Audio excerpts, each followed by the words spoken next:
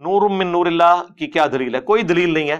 صرف نور کہیں تو ٹھیک ہے، نور ہدایت بھی ٹھیک ہے، وہ سراج منیرہ کہا گیا ہے نبی الاسلام کو، تو وہ تو ہم مانتے ہیں. اسلام کی جو پہلی تفسیر لکھی گئی اہل سنت کے ہاں، تفسیر تبری ابن جریر، جس سے ابن کثیر نے سارا کچھ کیا، انہوں نے جو آیت ہے قد جاءکم من اللہ نور و کتاب مبین، سورہ المائدہ کی جو آیت ہے، اس کے کانٹیکسٹ میں لکھا ہے کہ یہاں نور سے مراد نبی الاسلام کی ذات ہے. ٹھیک ہے، بالکل ہے، ہم تو بخاری مسلم کو بھی نور مانتے ہیں، صحابہ کے اقوال کو بھی نور مانتے ہیں، لیکن ایز اے اسپیشی نبی الاسلام انسان تھے. مسند احمد میں ہے، دلائل النبوہ کے اندر بھی ہے، اور مشکات میں موجود ہے، بالکل صحیح حدیث ہے. نبی الاسلام نے فرمایا میں اللہ کے ہاں اس وقت بھی خاتم النبیین لکھا ہوا تھا جب آدم علیہ السلام ابھی مٹی اور پانی کے درمیان تھے. میں دعائے ابراہیم ہوں، میں عیسیٰ کی بشارت ہوں، میں اپنی والدہ کا وہ خواب ہوں جو انہوں نے پیدائش کے وقت دیکھا کہ ان کے لیے ایک روشنی ظاہر ہوئی جس کی وجہ سے شام کے محلات بھی ان پر روشن ہو گئے. نبی الاسلام کی والدہ محترمہ کو اللہ تعالیٰ نے یہ بشارت دی تھی کہ آپ سے وہ بچہ پیدا ہوگا کہ جس کا دین، جس کی حکومت بالآخر اس وقت کی سب سے بڑی سپر پاور رومن امپائر کو بھی سپر سیڈ کر جائے گی. ہم جو نبی الاسلام کے بارے میں یہ کہتے ہیں نا کہ وہ انسان تھے، تو وہ صرف اسپیشی کے طور پر کہتے ہیں، ہماری طرح کے انسان نہیں تھے. یہ ذہن میں رکھیے گا. بخاری مسلم میں حدیث ہے نبی الاسلام وصال کے روزے رکھتے تھے، ایک روزہ افطار کیے بغیر اگلا روزہ، یعنی کنٹینیوس 3 4 دن کے روزے.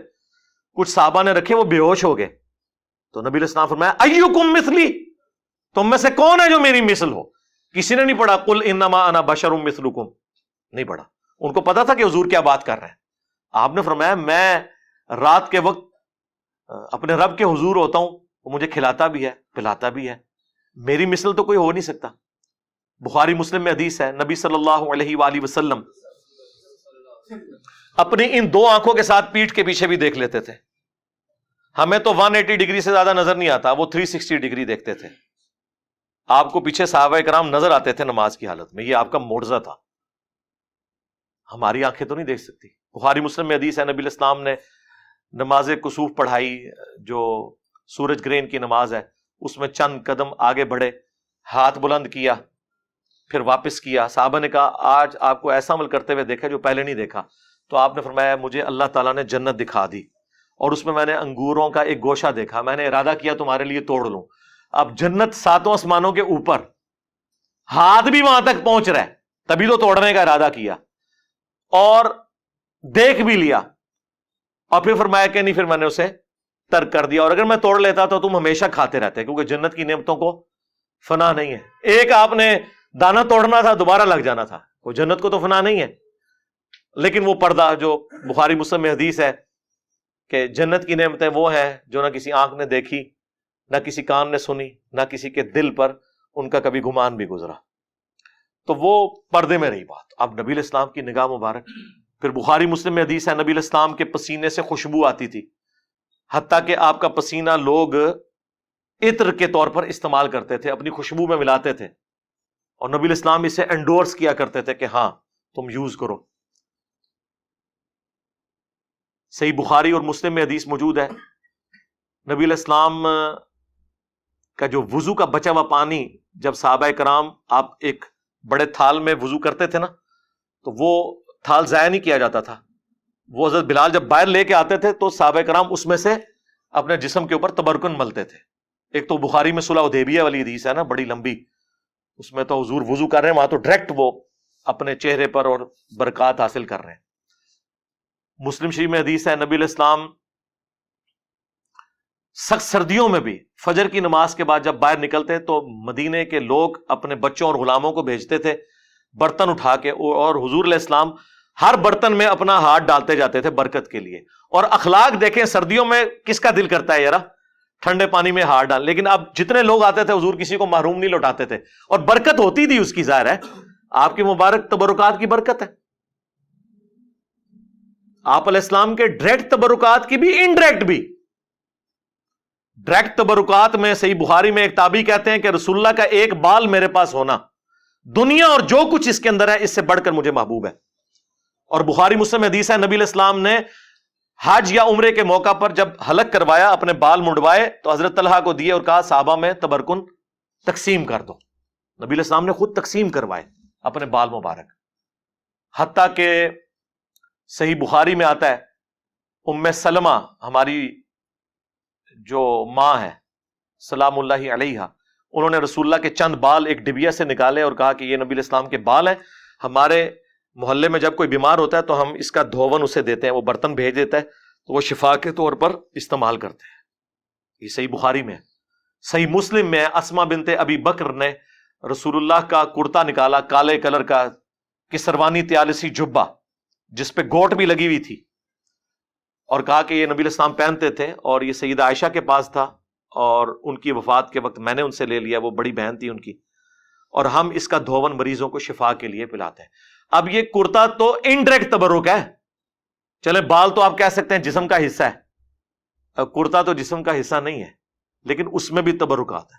لیکن اس کی بنیاد پہ یہ آج کل کے بزرگ پیر حضرات اور کہتے ہیں یہ عبد القادر جیلانی کا بال ہے. یار حضرت ابو بکر عمر عثمان و علی کے بال کدھر ہیں؟ انہوں نے تو تبرکن کوئی جاری نہیں کیا ہے. اور یہاں 2014 کے دھرنے میں ڈاکٹر طلب قادری صاحب اپنا پسینہ پونچھ کے ٹیشو پیپر تبرکن دے رہے تھے اور پلی یہاں سے لیتے ہیں. الیاس قادری صاحب کتنا عرصہ اپنے منہ سے نکلی ہوئی ہڈیاں اور یہ باقی چیزیں لوگوں کو تبرکن تقسیم کرتے ہیں اور پلی یہاں سے لیتے ہیں.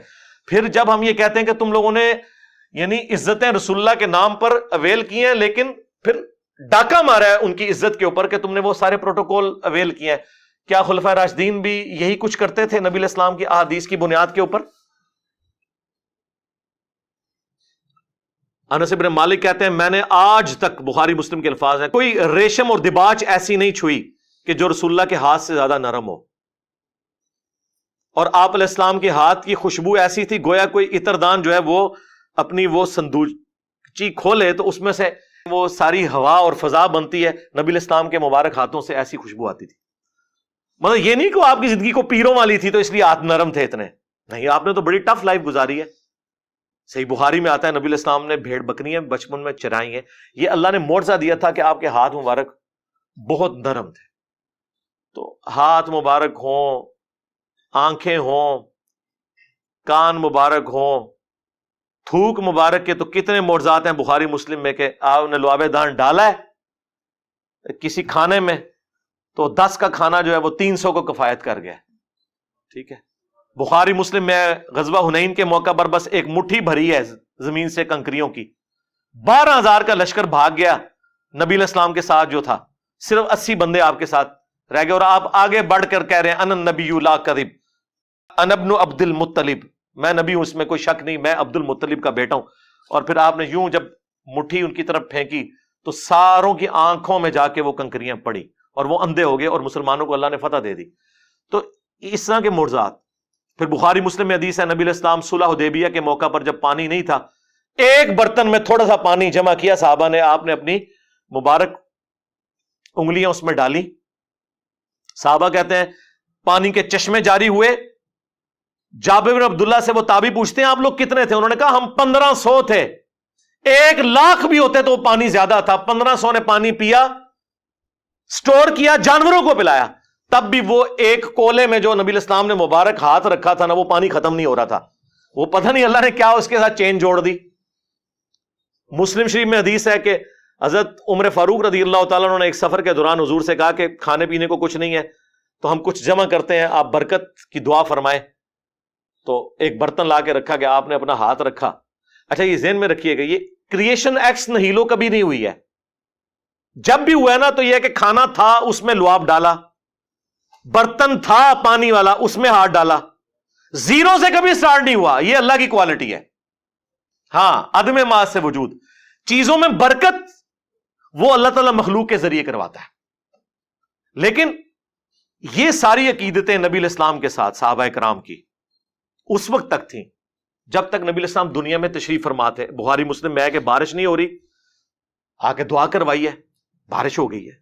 بخاری مسلم میں ہے کہ حضرت ابو ہریرہ یاداشت کا مسئلہ تھا، دعا کے لیے کہا، حضور نے یوں کر کے ان کی چادر میں ڈالا. اس کے بعد کہتے ہیں میں کوئی حدیث نہیں بھولا جب سے میں نے سینے لگائی.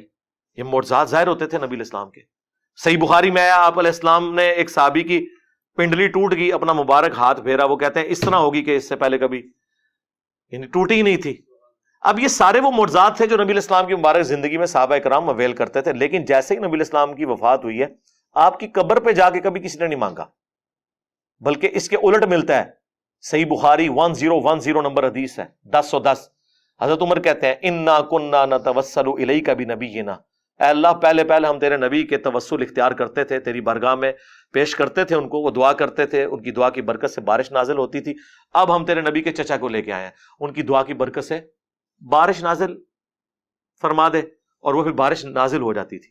تو نبی الاسلام کی وفات کے بعد لوگ قبر کے ساتھ نہیں عقیدہ وہ وابستہ کیے ہوئے تھے. یہ بریلوی حضرات جتنی باتیں کرتے ہیں نا یہ بالکل درست ہیں. میں اس لیے اکثر کہتا ہوں کہ رسول اللہ کی زندگی میں جو صحابہ کی حضور کے ساتھ عقیدت تھی وہ آپ بریلویوں میں دیکھ لیں, اور رسول اللہ کی وفات کے بعد جس طرح کی عقیدت ہونی چاہیے وہ آپ اہل حدیث کے اندر دیکھ لیں. چند ایک غلو والی چیزیں وہ الگ ہیں, وہ ہر جگہ موجود ہیں, وہ اختلاف اپنی جگہ, لیکن یہ نہیں ہوا کہ حضور کی قبر کی مٹی کو لے جائے سجدے شروع کر دے. ناٹ ایٹ آل, نیور, کبھی ایسی بات نہیں. حضور کی میت کے اوپر خطبہ دے رہے ہیں حضرت ابوبکر صدیق رضی اللہ تعالیٰ عنہ, بخاری میں کم از کم 4 جگہ ہے, اور کیا بول رہے ہیں, من کان یعبد محمدا فإن محمدا قد مات. آگاہ ہو جاؤ, جو محمد کی عبادت کرتا تھا وہ جان لے کہ محمد مر چکے ہیں, یہ وفات پا گیا. پاکستان میں تو احتیاط سے ترجمہ کرنا پڑتا ہے. تو وَمَن يَعْبُدُ اللَّهَ, اور جو کوئی اللہ کی عبادت کرتا تھا وہ جان لے فَإِنَّ اللَّهَ حَيٌّ لَا يَمُوتُ, اللہ زندہ ہے, اسے کبھی موت نہیں آئے گی. رسول اللہ کی میت کے اوپر نعتیں, درود شریف, آیت کریمہ کے ختم نہیں, توحید بیان ہو رہی ہے, اور یہ نبی علیہ السلام کی خوبی ہے. یہ آپ علیہ السلام کو اللہ تعالیٰ نے پھل دکھا دیا کہ آپ کے تربیت یافتہ لوگوں نے جیزس کرائسٹ کے ماننے والوں کی طرح ان کے بارے میں ڈیوینٹی نہیں کلیم کی, بلکہ آپ کی میت کے اوپر توحید بیان کی ہے. اور کیوں نہ ہوتا, صحیح بخاری میں حدیث ہے, دیکھنا میری شان کو اس طرح بلند نہ کرنا جس طرح نصارہ نے اپنے پیغمبر کو بڑھا دیا تھا. میں اللہ کا بندہ اور اس کا رسول ہوں, مجھے اللہ کا بندہ اور اس کا رسول کہنا. بخاری مسلم دونوں میں حدیث ہے. عائشہ کہتی ہیں نبی علیہ السلام کی وفات کے دن چل رہے تھے, آپ تکلیف کی وجہ سے بار بار اپنی چادر اپنے چہرے سے ہٹاتے, اور آپ صلی اللہ علیہ وآلہ وسلم فرماتے ساتھ لعن اللہ الیہود والنصارى اتخذوا قبور انبیائہم مساجدا, اللہ کی لعنت ہو یہود و نصارہ پر کہ انہوں نے نبیوں کی قبروں کو سجدہ گاہ بنا لیا تھا. اور اما عائشہ کے الفاظ ہیں بخاری مسلم میں کہ یہ حضور ہمیں ڈرا رہے تھے, اگر ہمیں یہ خطرہ نہ ہوتا کہ لوگ رسول اللہ کی قبر پہ سجدے شروع کر دیں گے تو میں نبی الاسلام کی قبر کو اوپنلی زیارت کے لیے چھوڑ دیتی. یعنی وہ حجرے والا معاملہ ختم ہو جاتا, صرف یہ ڈر تھا کہ یہ کام نہ لوگ ڈالیں.